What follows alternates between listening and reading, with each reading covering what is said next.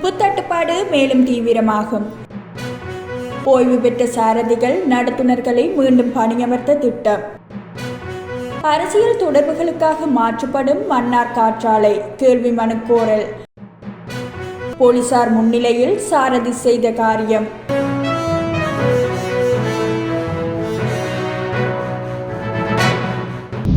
சுகாதார அமைச்சின் உணவு கட்டுப்பாட்டு பிரிவால் உரிமங்கள் வழங்குவதில் ஏற்பட்டுள்ள தாமதம் காரணமாக உப்பு இறக்குமதி மேலும் தாமதமாகும் என உப்பு உற்பத்தியாளர்கள் சங்கம் தெரிவித்துள்ளது. இதன் காரணமாக நாட்டின் உப்பு தட்டுப்பாடு மேலும் அதிகரிக்கக்கூடும் என அதன் தலைவர் கனக அமரசிங்க தெரிவித்தார்.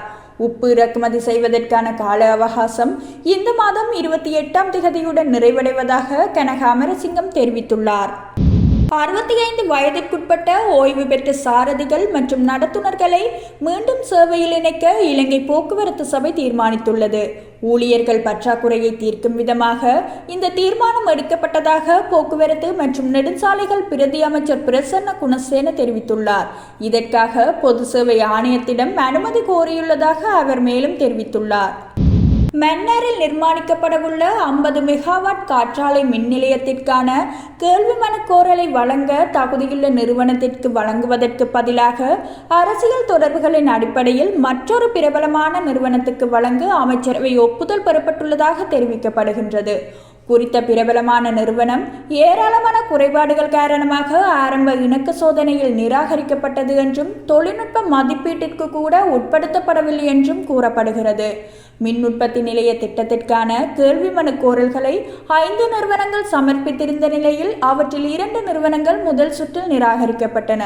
தற்போது கேள்வி மனு கோரல் வழங்கப்பட்டுள்ள நிறுவனம் அந்த 2 நிராகரிக்கப்பட்ட நிறுவனங்களுக்கு சொந்தமானது என்பதும் குறிப்பிடத்தக்கது. வவுனியாவில் கிளீன் ஸ்ரீலங்கா திட்டத்தில் முச்சக்கர வண்டி சாரதிக்கு தண்டு பணம் விதிக்கப்பட்டதால் அதிருப்தியடைந்த முச்சக்கர வண்டி சாரதி தனது வாகனத்தின் மேலதிக உதிரி பாகங்களை தனது காலால் உதைத்து உடைத்தெறிந்த சம்பவம் ஒன்று வவுனியாவில் நேற்று இடம்பெற்றது.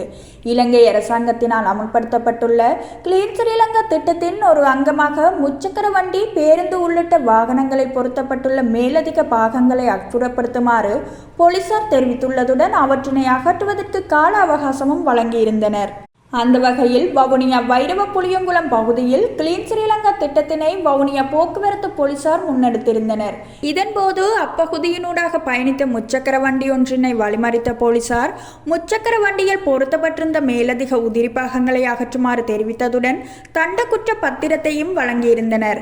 இதனால் அதிருப்தி அடைந்த முச்சக்கர வண்டியின் சாரதி போலீசாரின் முன்னிலையிலேயே குறித்த உதிரி பாகங்களை காலால் அடித்து உடைத்திருந்ததுடன் ஏனைய பாகங்களையும் கலற்றி வீசிய சம்பவம் அப்பகுதியில் பெரும் பரபரப்பை ஏற்படுத்தியிருந்தது.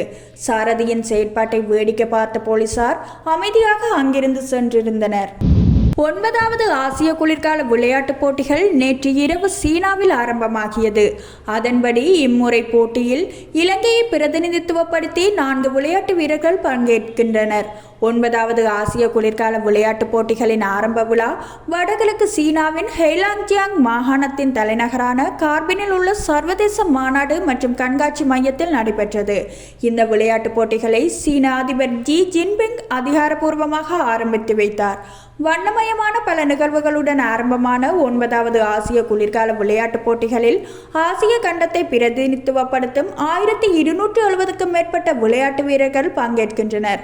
மேலும் பனிச்சறுக்கு விளையாட்டில் தங்கள் திறமைகளை வெளிப்படுத்தும் 4 விளையாட்டு வீரர்கள் இந்த ஆண்டு 9வது ஆசிய குளிர்கால விளையாட்டுப் போட்டிகளில் இலங்கையை பிரதிநிதித்துவப்படுத்துகின்றனர் என்பதும் குறிப்பிடத்தக்கது.